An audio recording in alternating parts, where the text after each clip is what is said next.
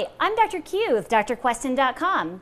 My friend Timba here and I are going to talk to you about what to do if you have an aggressive cat in your household and a passive cat in your household, and how to minimize tensions between the two of them so that you don't have cat fights or anybody getting hurt or intimidated or frightened by the other cat. So as you can tell, Timba here is quite an outgoing boy, and he's very opinionated, and that's okay. Sometimes it's a little tough for him to get along with other cats because of his vocalizations and his opinion on certain situations. So what I have to do with him in my household is I have to, first of all, try to keep his anxiety level to a minimum. So sometimes little food treats can help keep his anxiety levels down. And that can be helpful to really recognize when he's showing signs of stress and do things to try to help minimize his stress, just like that. So notice how he's kind of calming down. He's twitching his tail, he's still a little bit anxious. This certainly wouldn't be the time to introduce him to a new cat because he's feeling a lot of anxiety and a lot of stress right now.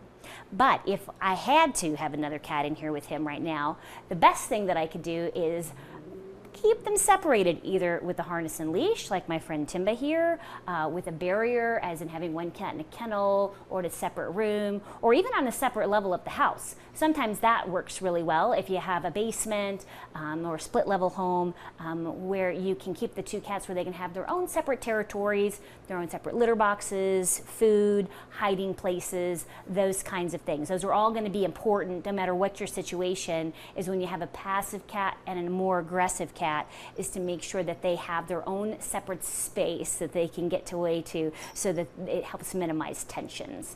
Unfortunately, in some situations, it's very difficult, especially if you have two adult cats, for them to acclimate. And if it's a dangerous situation where they might fight and actually one of the cats could get hurt, unfortunately, it could be that one of them needs to find a new home.